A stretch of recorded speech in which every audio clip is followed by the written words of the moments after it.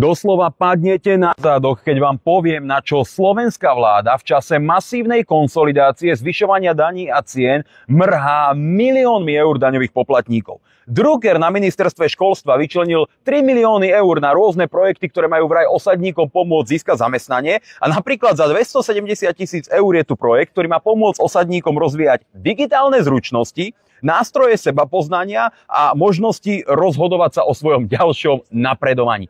Totálny nezmysel a takýchto podobných hlúpostí je tam za 3 milióny celá kopa. Každý vie, že takéto projekty samozrejme nepomôžu ľuďom v osadách nájsť si prácu, ale rôzne mimovládne organizácie sa nabalia na tomto obyčajnom smiešnom prelievaní peňazí. Keby tie 3 milióny eur radšej dali normálne do toho, aby sa niečo postavilo, vybudovalo a tým ľuďom v osadách rozdali lopaty a dali miešačky, aby mohli aspoň sypať piesok do miešačky, urobili by 100-krát viac. A to nehovorím o tom, že kým vláda rozpráva, že nepodporuje mimovládne organizácie z peňazí daňových poplatníkov, tak Drucker dal napríklad 213 000 eur mimovládke bratislavského fanatika, dúhového radikála, slniečkára Michala Vašečku, pravidelného hostia všetkých tých dúhových podcastov, denníka N, Smečka a všetkých iných zapredaných progresívnych médií. Robí to ten Drucker, ktorý sa verejne vyjadril, že vraj ideologická manipulácia detí v školách je vymysel, že len strašíme. Pritom je to ten istý človek, ktorý dáva peniaze na takéto aktivity, púšťa do škôl redaktorov denníka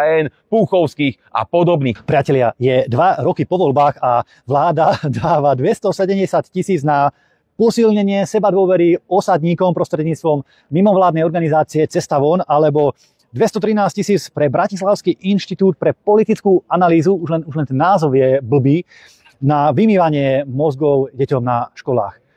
Ja som po 2 rokoch vlády, novej vlády, nie progresívnej vlády, čakal trošku iné výsledky a trošku razantnejší prístup voči mimovládnym organizáciám. Najmä v čase konsolidácie, ako povedal Miňo Mazurek, keď sa ľuďom zvyšujú všetky životné náklady, zvyšujú sa dane, zvyšujú sa poplatky, tak vláda stále rozdáva milióny eur progresívnym mimovládkam. Presne tak, ako by to robil Šimečka, keby bol na ich mieste. A toto je pre nás klamaním. A keby bolo hnutie Republika vo vláde, tak vám garantujem, že tieto veci by sme na úrovni vlády Slovenskej republiky zastavili.